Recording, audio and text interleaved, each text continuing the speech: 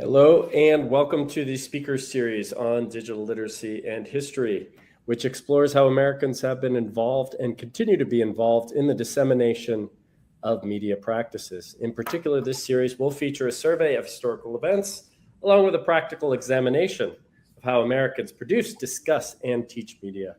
It is our hope that these presentations will allow Russians and Americans to identify common connections and learn from one another's experiences. Today, we are going to bring on John Petito, a seasoned educator with more than 2 decades of experience.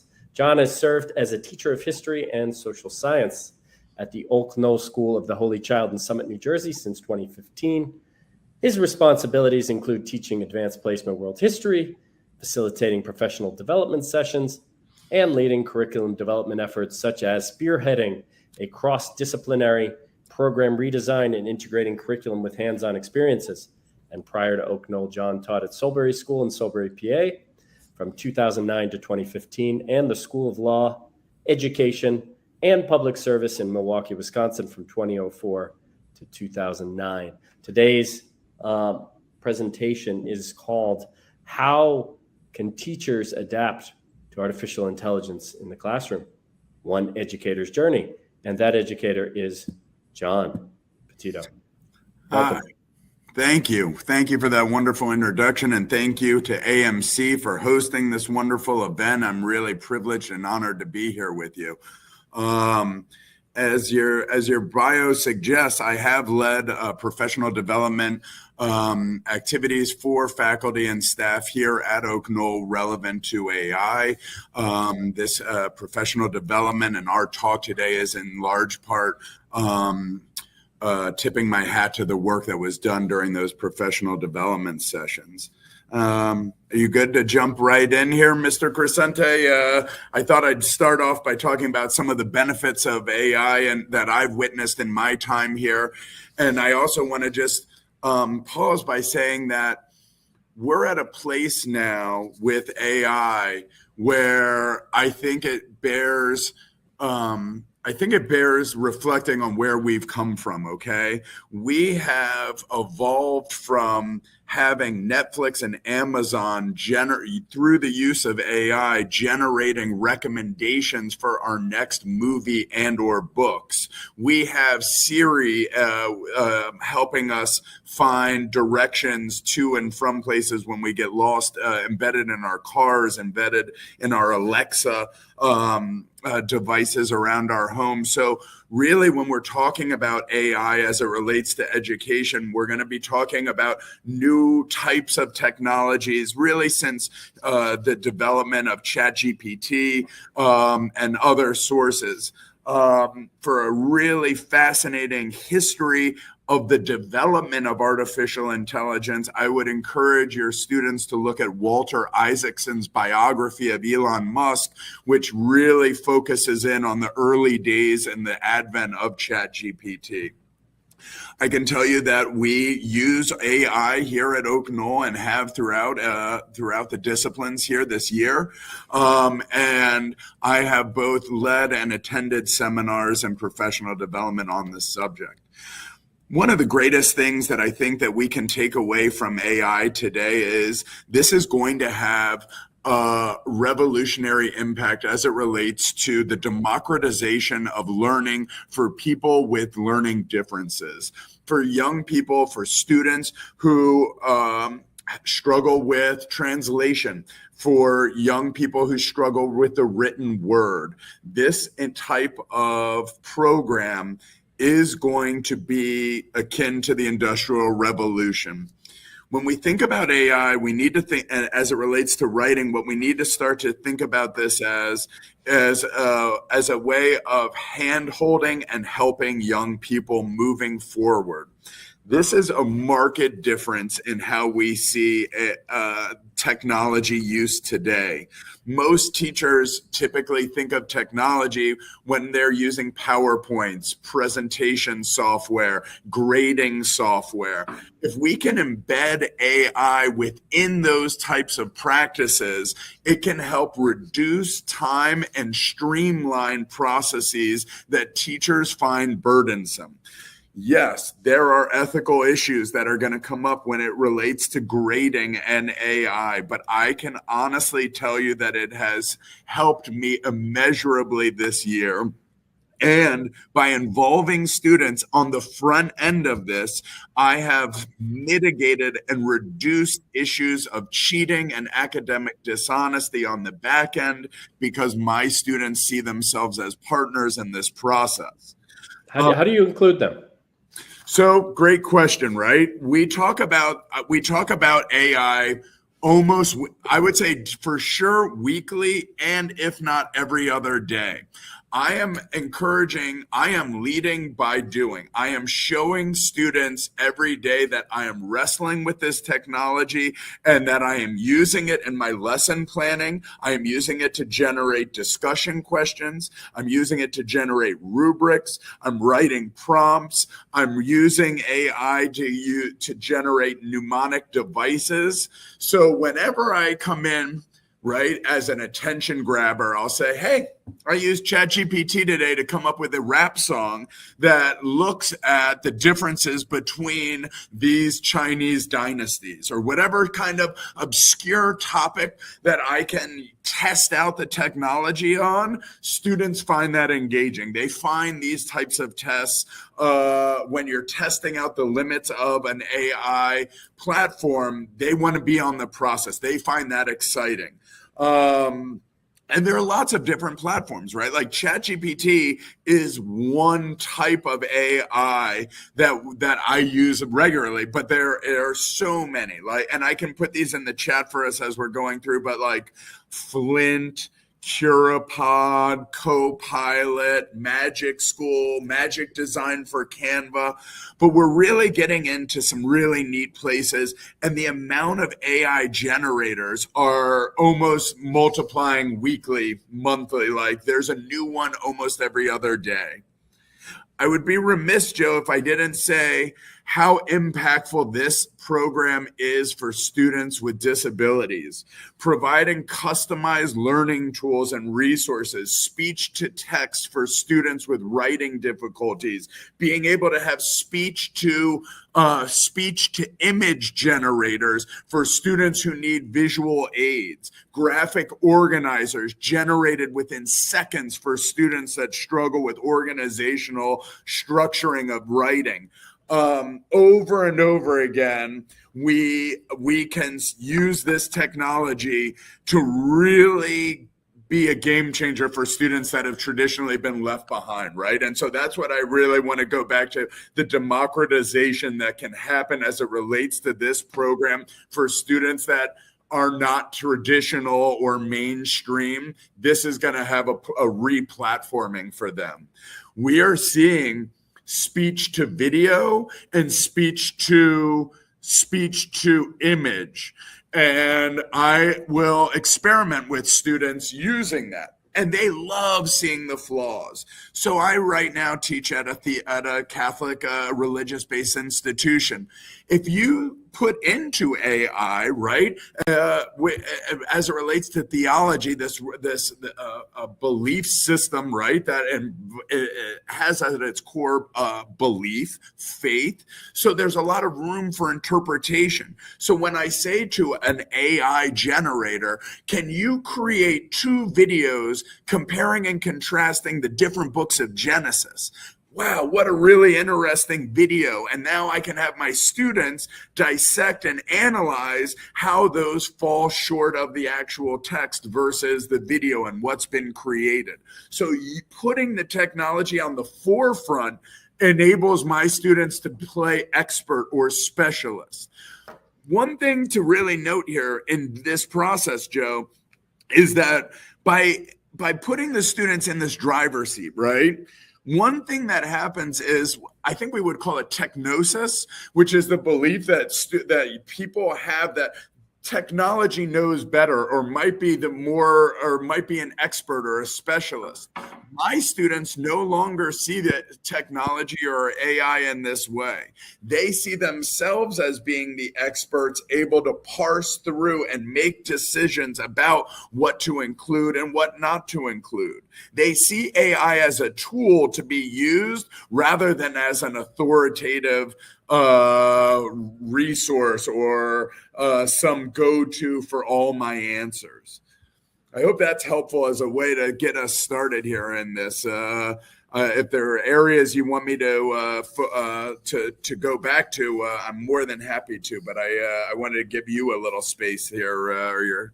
Sorry. Yeah, absolutely. I mean, just to remind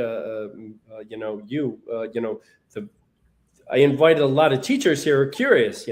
Every teacher I know and have encountered is using AI at some level, but the comfort level isn't always there, especially among those who are a little older or, got used to certain things, right? And I try to explain it this way. 30 years ago, there was a book, there was a test or a paper or an essay that came about. Now you can, kind of customize it based on the student's strength, based on some of the challenges and obstacles they have, and so on. And that's amazing. And I think everybody sees the benefit and value in that, right? Do you feel though that, there's a certain amount of like extra time you got to put into this in the first couple of years of doing this, and that things might get a little easier with time? Like from the planning perspective, yeah, for teachers. That's certainly the hope, and I think you've raised something really interesting. As educators that have been reflecting upon how to best utilize this tool in our classrooms and to generate best practices, one thing I think is really important is when creating a committee of educators to design AI policy, I think it's important to have not only educators, administrators, but students on that committee. And I'm also emphasize the importance of having older faculty members who might be less secure in their technology abilities, make sure that they're on that committee designing the policy so that they have an ownership sense in this technology as well. It's going to take time, it's going to take experimentation, and it's going to take collaboration. It's going to take mentoring, perhaps imbuing in the new hiring practices, pairing younger faculty members that are more adept or attuned to AI with older faculty members that are traditional mentors, but now they can act, that relationship can be reversed, right? And so we've seen that at a number of private schools where students and faculty and administrators have collaborated together to generate AI policy, and that has led to greater buy-in on the part of older faculty members as they had a hand in creating that policy. And we have to be able to share our fears. We have to be able to share our reservations as well as what excites us about this program. I'll say one thing as it relates to, just the sheer analytical abilities of this. Every teacher has to go through student review, student course feedback, metrics, right? AI has completely transformed not only my goal setting, but my evaluative processes as an educator. I take all student feedback and funnel it through the AI generator and have it summarize, condense, and micro-target recommendations based upon feedback from my students. When I'm giving feedback to students now, and yes, I am using what we would consider or experimenting with what we would consider today to be a content-driven or mastery-based approach to history. So as students are progressing with their skill development, I'm able to micro-target my feedback mechanisms using AI to generate strategies and solutions to help propel my students forward. Do I have to process that and examine what AI is doing? Absolutely. Is it helping me tremendously, making my arguments and advice and feedback to students more concise and more targeted? Absolutely. So we will see we should expect as educators the written product, the results of our students to be demonstrably superior at every stage moving forward. So what will AI do? How will it transform our practices? It may lead to students having to interview more people, having face-to-face interactions. It may lead to more oral presentations, right? Because the written work can be refined and edited to almost a perfect state, right?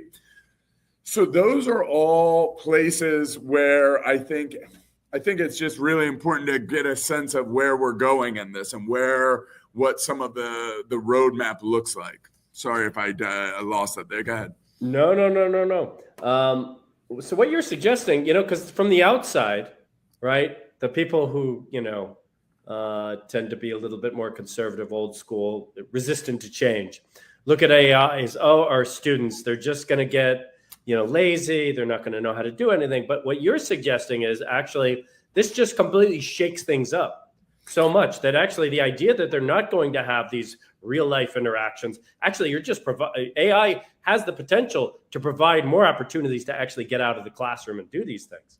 So here is a perfect case point to illustrate what you're alluding to. Sal Khan has recently come out with a brand new book entitled Brave New Worlds, how AI will revolutionize education and why that's a good thing.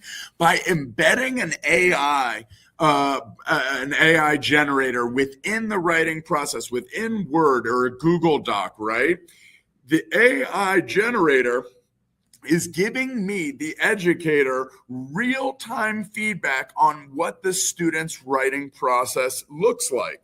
So the report I received from the AI generator reads, Sal and I worked on the essay for about 5 hours total. Sal had a little trouble deciding on a thesis statement, but the AI generator nudged him to pick one.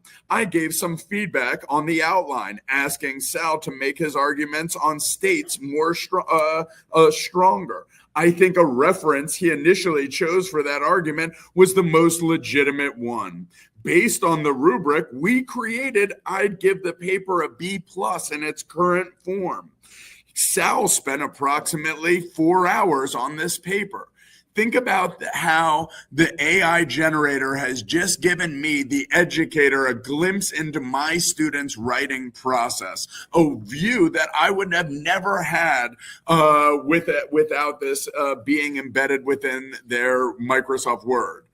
We have to recognize that cheating has existed in academia, right? Since the jump, since time forever, right? And we have to get students.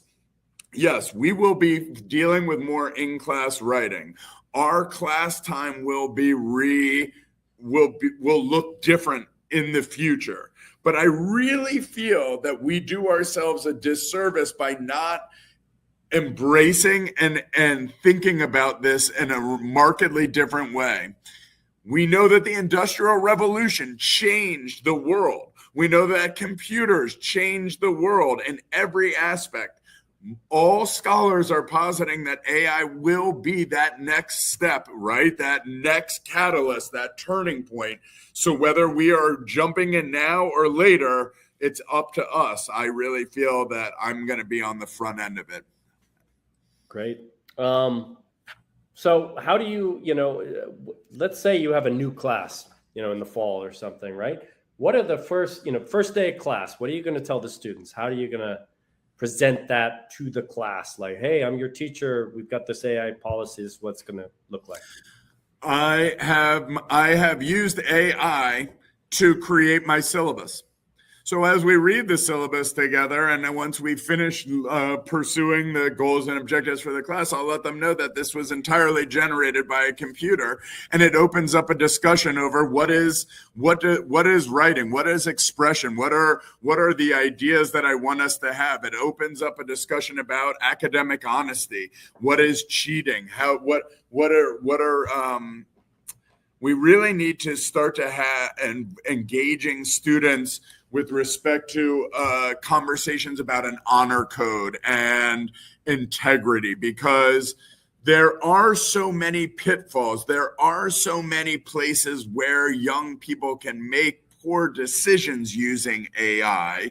But I am a firm believer that there are too many benefits, and we have to get students comfortable with citing ChatGPT, citing this platform, these generators, so that there is academic honesty, right, and integrity and transparency about that. But we really need to just, again, I think, encourage young people to reflect upon what it is that they are researching, what are issues of privacy and bias, and what are my responsibilities as an academic to those types of ethical questions. The New York Times. So what are your responsibilities? Well, we have a responsibility 100%, right, to our students, and to reliably appraise and diagnose them, their performance. And I don't want to shirk my responsibility as an educator and say, oh, here AI, do my job for me. So I want to say that I want to lead and say that to my students, that while I won't have AI just grading their papers, nor should they have AI generating their papers for them. And by showing that, right, that machine learning is really an algorithm that is using prediction and decisions based on data, it's not a thinking entity. And so by, I guess, like allowing students to peek behind the curtain of Oz to see the inner workings of AI and having them on this discussion, they see that their writing is richer in content and detail and in examples than the AI generated essay. And that led me to a real discovery where I would say to my students, here's what ChatGPT wrote. They wrote your paper. They wrote this rubric. Here's what you wrote. Let's analyze these. Let's look at these and say which one we find better. Today, I think at the end of each class, each year, I give a post-class survey. My students, they definitely feel that they are smarter than AI, that they view it as a helpful tool for generating ideas and an organizational structure, but they do not feel that AI can produce better products than them, and therefore they don't cheat. So that's how I have mitigated this issue of ethical concern relevant to AI. Is there a line? Do your students, know? Are there instances where students are not allowed to use AI, and what is the line, where it could be considered cheating? Certainly,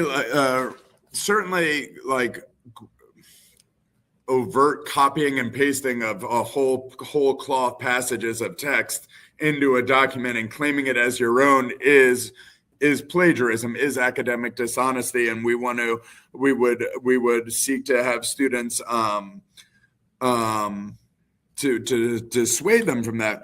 But your question also raises a tricky scenario.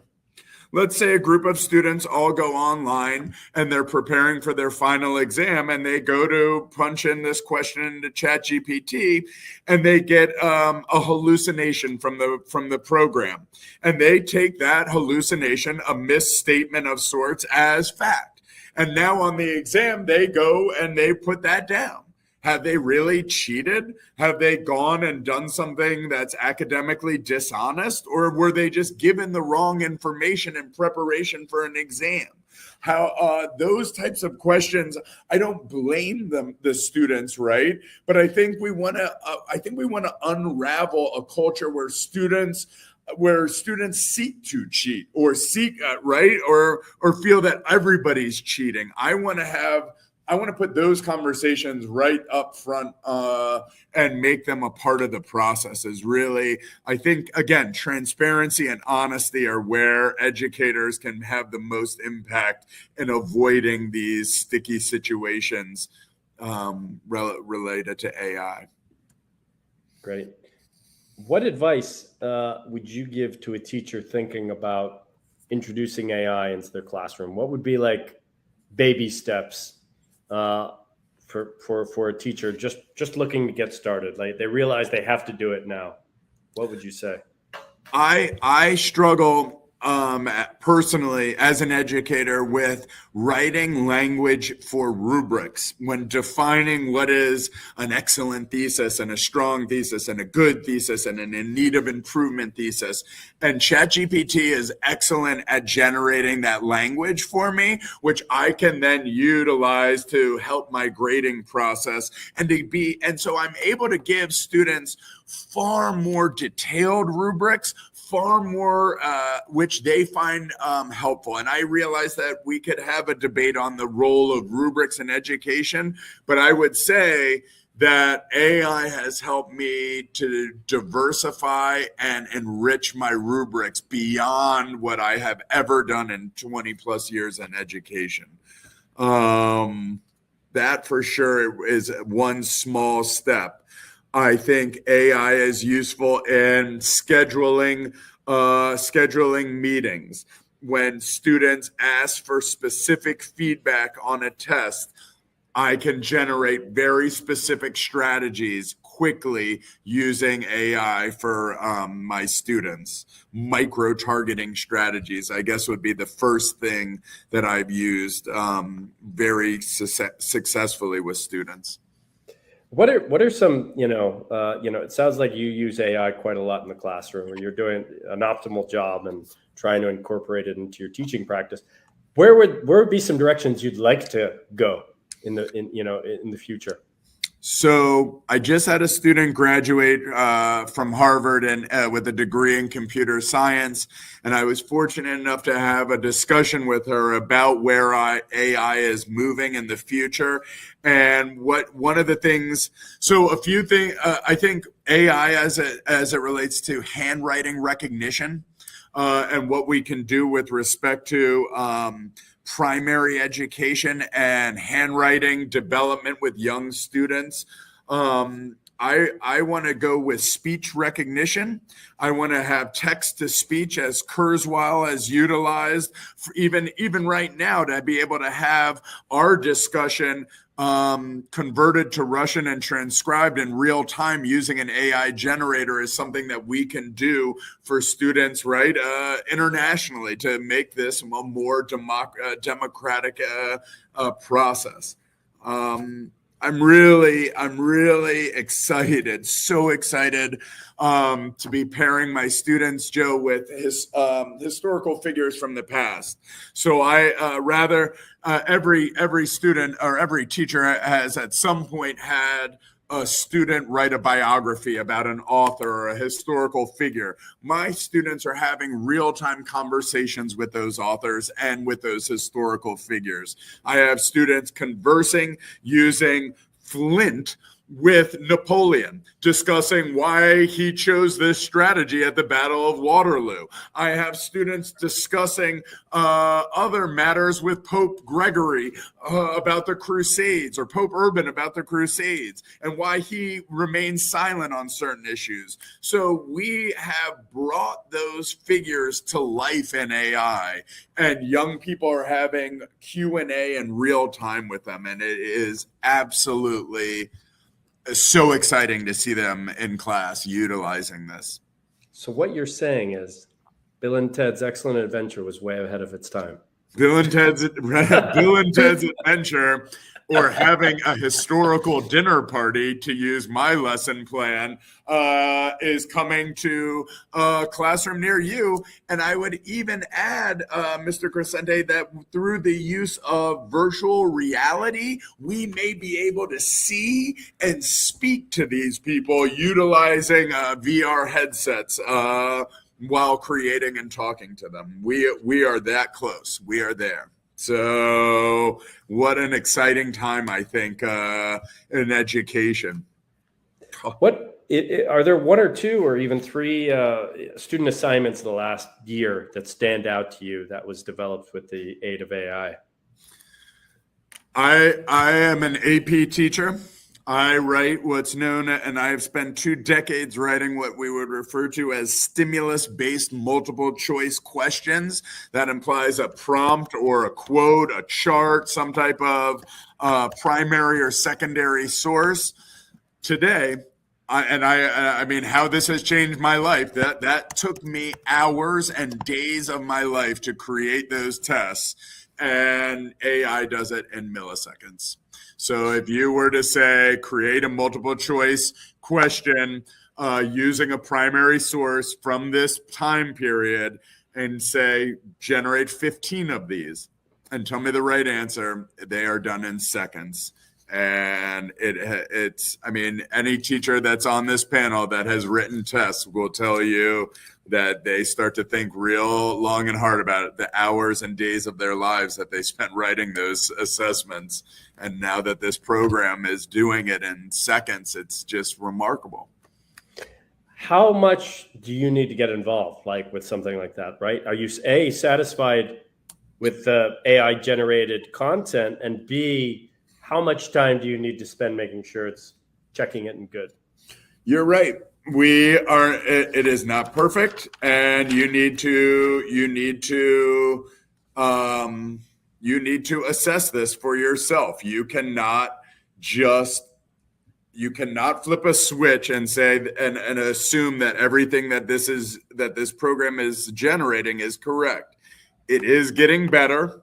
It is largely correct. The issues that I've come into are only in the extremes, when you are taking the most advanced mathematical concepts and asking the program to break it down into childlike steps. There can be issues with that, but we're getting very close. In every one of my tests with respect to historical events or historical analysis and interpretation, I would estimate and I would approximate it to have at about a 98% accuracy rate. I've rarely seen it err dramatically. Do you feel like you could even use AI more than you do? I feel that way about my life. I do feel that I could use on it too, more. Sometimes. Yep. I do feel like I could utilize it more with non-native English speakers to help them understand course material and participate in activities. I do feel that I could utilize this more in diversifying my assessments so that they are reflective of a bell curve with respect to difficulty, right? Like AI now, when what we feed it can create beautiful types of assessments and beautiful lesson plans that have really been impactful in my teaching practice, and my students appreciate it. And we have created new Jeopardy review games. The days where teachers created review activities, the AI generator creates it in a second. We now, just so we're here, right?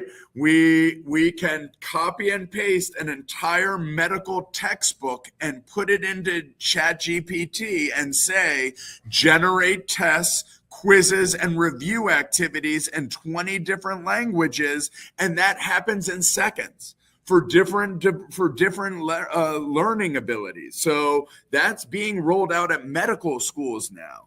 We are very much, for some of us on this spectrum in education, some of us are very much early adopters, and they are leading many of us through trial and error and experimentation. It's really exciting. I hope that's my enthusiasm for this is coming through, because I just can't tell you how appreciative my students are that we are in this together, and they see themselves as being in the boat together on that.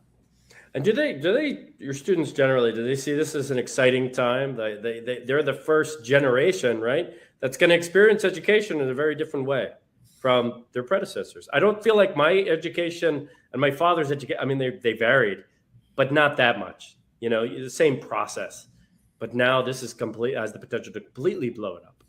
We are grappling with in this I would say throughout America, maybe the world, as far, from what I can glean, we're dealing with the impact of cell phone technologies with young students, and I'm wrestling with how AI on our phones will be impacting us. So what we are seeing today is, at Rutgers University last week, students recording a lecture on their phone, having AI transcribe it, and then from that transcription generate review materials and outlines for that course lecture. So we will start to see a reapportionment of student activity. Where are their brains going during that class lecture while they're recording that material? And is that the most effective use of their time? And so we want to start to think about some of those issues coming forward, because I don't think we hadn't really seen that AI would be listening and seeing as quickly, but we are starting to see that. Is there an area in particular that you believe in education that demands, the manual process of trying to? I used to want to say culinary arts, that we'd still have to physically chop vegetables. But I read this week that with a new AI bot that's being installed in our refrigerators, that the AI bot will see what's in your refrigerator and tell you a meal that can be constructed from the ingredients in your refrigerator and pantry. That we will just photograph with our phones what's there, and AI can generate that solution and the recipe and the steps for you. That's wild. It's just a different way of living. And if I was, in my 70s or 80s right now, I would just be like, I can't deal with this. But, I don't know what it is about late Gen X, early millennial. You always tend to be in the middle of all these technological advancements, right? So I can see the benefits of it. And at the same time, I'm like, I'm going to be old school in my personal life in certain areas. We are starting to get some questions from the audience. So why don't we go to the first one? Sure. How do you teach children to protect themselves from AI? Privacy, data, all that kind of stuff. That's a great question. I wish I will say, as a history department, we actually generated what we would call digital competencies, which are skills, right, that we were going to measure and assess our students with respect to informational literacy. And so it's about finding an appropriate place within the day to have those conversations. We utilize advisory time. There is the Social Institute is a group that has come up with really strong competencies with respect to informational literacy. And so we started having conversations about the commodification of their likes. And young people don't like to be made to feel that they're being taken advantage of. And so when I would tell them, like, hey, when you like these different corporations' products on an advertisement on Instagram, whatnot, you're giving your information away freely. And don't you value that? Isn't there? And we start to have a discussion about the value of a like, and what is the value of my taste, right? Because advertisers are going to market to you. And so sort of, again, I think helping students to feel that as though they are peeking behind the curtain, that they have a role in unmasking this. They want to be a history detective, a sleuth, right? And that becomes appealing to the young people. And thus they have a buy-in stake with respect to informational literacy and their feelings about, like, I have rights as a person relevant to the cyber world and community. I might even have a right to privacy. So some of that is coming up in discussions and advisory with students. Mm-hmm. So it's about, but overall, it sounds like your general thoughts on AI as it relates to students is, get them to feel invested in the process and stimulate their creativity. Yep, absolutely. Get them to see this as a tool that they are using in the process, not as some aha, got you way of, streamlining things.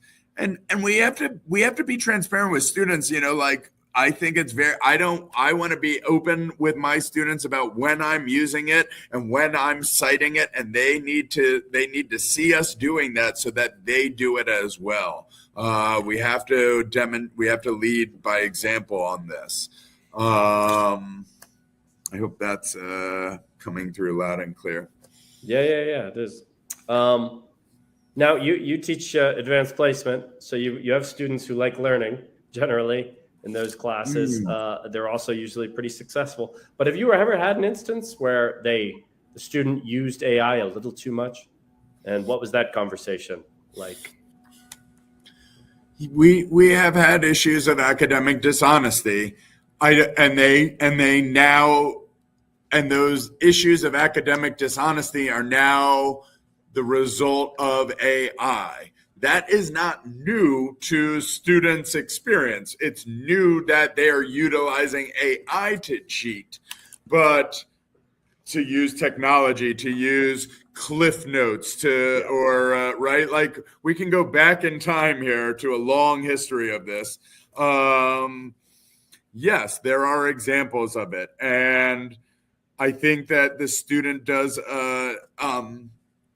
I start by showing Turnitin, which now, and ChatGPT 0, which are AI detectors, right? We have reversed the algorithm to detect where AI text is. And there are ways to find patterns within AI generated text. So their repetition of words and frequency of with sort of almost a simplistic sentence structure, right? We, as more advanced writers who have studied syntax of writing, you can start to become attuned to AI generated sentence structure, showing a student, hey, here's a Turnitin. It's generated an 80% AI detection for this sentence that leads me to believe that you've plagiarized this.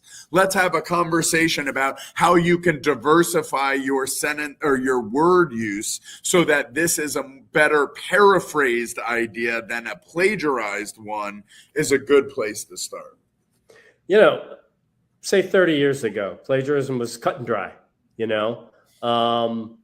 you get caught for lifting too much from a certain, usually physical text, and you would get in trouble for it, and there would be a serious punishment. But it sounds like you're, operating in a space at a time and a place where it's definitely not cut and dry, and B, it sounds like you're just, you see that students are going to there's too many temptations, and often they might not even know, they might not even be aware that they are lifting something, like the example you thought of with the exam, right? They go in, they ask AI gives, as a hallucination, gives the wrong answer. So it sounds like your job is less, you're not a policeman there trying to say, this is bad, plagiarism bad. It's okay, we understand this happened. I'm pointing out to you that, our AI tools are smart enough to be able to figure out that you probably didn't play around with this text enough, and this is what you need to do going forward. Am I accurately understanding what your philosophy is? And I would even say the AI gets us to that place a lot faster, right? It might have taken me days to do that prior to AI, right? Now I can, that conversation is going to happen real quickly. I would also say one thing, let's think about this a little bit differently, right? Cheating in previous times was something that might have been accorded to the wealthy. who could afford to pay someone to write their paper for them overseas or in another part of campus. The AI generator, when we talk about this democratic assistance, right, a leveling effect, it enables the child who has more writing issues to level up to a degree, right?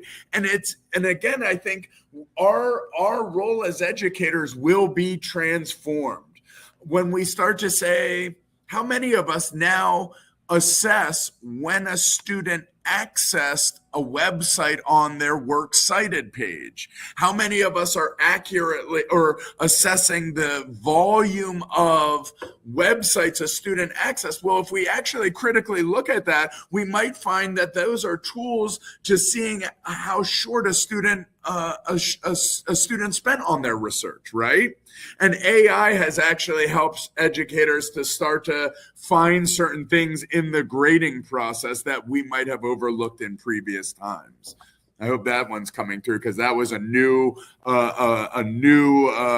realization on the part of a few faculty members who are on this committee to explore AI. And I would encourage all institutions that are taking part in this webinar here to formulate a committee, get faculty and students and community members on that committee so that you can, and there's a lot of online resources and a lot of online communities looking at AI that have been exploring this. And it's really important. Do you, the AI tools that are available, right? All the AI companies are trying to get out in front of, the challenges, right? They're and let's be honest, they're corporations. They want to make money. So they recognize that this technology scares a lot of people, and so they're trying to get out there, and they are creating tools. This does feel like at times the first major technology that is not just being released, it is being tested very carefully at times, and then putting it in the hands of some people and seeing how it works. So it's asking questions as the technology is getting released. In your opinion, do the tools that you've seen that help you as an educator understand how AI is being used, are they sufficient? Are they enough? Could they be better? Could they be stronger? How many educators in this forum have ever left a class and said to yourself, boy, I wish someone gave me feedback on this lesson. I wish somebody could tell me what I could do better, or what was the best part of that, right? AI gives me that feedback. I say to AI, how can I have made this lesson better? How can I improve this? And for me, it's given me new life again, really, and it's given me a new vantage. I hope I'm speaking to this because we are alone in these spaces and these classrooms. I don't have a lot of administrators jumping into my room and offering me advice on tinkering with this lesson plan. But I can assure you, I always get advice that is thought-provoking from AI when I put in my lesson plans into AI and say, give me feedback on this. How can I make this lesson better for this type of student? That's how I'm utilizing it. I'm asking it questions to improve practice. Yeah, AI doesn't get tired. It doesn't check out for the day and go home, right? Yeah. One more question from the audience, which you sort of answered, but you can kind of riff on a little bit. I think the question is: do teachers in the USA have the opportunity to configure AI for teaching a specific class? Which it sounds like you alter AI tools quite frequently, for different assignments. I am doing it in a micro. Yes, I am micro targeting. But I think what I love about that question is could we start to? And I think we're moving here where we will have AI generators at a subject specific level almost, right? Right now it's pretty broad. I can use these AI generators and I'll say, can you refine this for a 7th grade level or a 4th grade level, what have you, right? But I think we will start to have more subject specific AI generators, and like for language, obviously Google Translate is an improvement, right? But that's an AI generator. So definitely, right? ChatGPT 4 just came out, which is an improvement upon those. Yep, it's getting better. I agree with that. I think that's what one of the things there you were asking me about.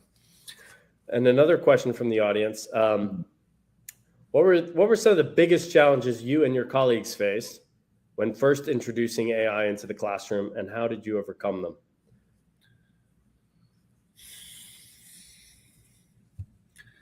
I think you want to do right by your students. You want to tell them, you don't want to expose them to something that was going to be dangerous, right? And so I don't allow myself to think in negative ways about the bad possible uses for AI, like, develop plans to blueprints for a gun or gambling advice, right? So there are things that make you uneasy with respect to new technologies. And so just as an educator, you're wanting to give good advice to young people and wanting to expose them to things that are healthy for them. And that's something that we all have to pause on when you're an early adopter or it's a new platform or a new program. I don't want to do harm, right? It's always a sort of a bedrock principle in education. Okay. Are there any other? Okay. Yes, there is. And one more question. Where do you see the use of AI in education heading in the next 5 to 10 years? Certainly increased personalization, real-time feedback. I mean, imagine like real-time feedback, far more inclusive classrooms with respect to speech recognition, text-to-speech. I think we're seeing this in real-time attendance tracking. I think we'll see VR and VI or AR and VR becoming diffuse together, tutoring systems in real time. We're already doing this in mathematics instruction, utilizing AI as students are taking practice quizzes. As they perform better on those practice quizzes, they're now regrouped based upon students' performance on those quizzes. And so new groups are formulated as it relates to that real-time tutoring. You generally, I mean, somebody's asking, are you excited about these changes? It sounds like you are. Just because, for I your am profession. very excited. I always I'm a person that's always wants to see around the curve of education. As excited as I am, I'm cautious, right? Because I think about this one line from the Old Testament: "Don't break what you can't build." Right? And so I feel like we are breaking down huge paradigms in education, and I just want to be sure that we can build new ones. And I'm always cautious, like as we make things easier to ascertain and we remove traditional barriers, what new ones are being put up. And I want to be asking the question, am I moving in the right direction? Am I doing right by my students? I think that's paramount. But yes, I'm excited. And does speed play into that, right? This is very fast. Like in the last 2 years, you've probably had more changes in your educational classroom than you've had in the previous 10, Absolutely. 20. Yeah, I started off, there wasn't even a photocopy machine. We were making facsimiles with ink on our hands. And so, yes, the transformations in education have been profound and provocative. And I see AI speeding those up, right? Like we're on the cusp now. This is only going to accelerate and get faster as more and more products are coming out, as this continues to be. I look at it in two ways, right? In some ways, AI is completely doing away with systems that should have died out a long time ago, right? Especially like the ability to not focus for one test, but just to have some personalization with students, right? To get rid of the special education classrooms and bring everybody into the same classroom, And at the same time, yeah, exactly. Are you destroying something without having something in its wake that's going to replace it, right? So those are very real ramifications. Those are the real considerations. Those are the real benefits of all of this. And I definitely am one teacher here who's really excited about the conversation. And I would, again, to the teachers that are on here, whether it's Facebook, Instagram, whatever your social media platforms are, there are spaces on there to collaborate, connect with other educators that are interested in AI. And we've been meeting on this subject for over a year and a half now in different conferences, both in person and virtual. And it's a really neat place to collaborate. And I get a lot of ideas from other people out there that are on those platforms about AI and how to use it. All right. Is there anything else you'd like to add before we wrap up for today? No, but AMC, this program and bringing these issues to your students is really important. And I think I just want to commend and applaud this organization and you for having these discussions. And thank you for inviting me to have them with you and your students. And I've always found them impressive and profound and thought-provoking. So thank you. All right. Thank you, John. It's a great session. Thanks to everybody for tuning in. Just a reminder, the AMC has all sorts of great virtual programming. So check out the AMC website and its TimePad calendar, where you can find out about different events where you can practice your English, connect with other people, and learn about new and interesting topics. And with that, we will say have a great evening in Moscow. Thank you.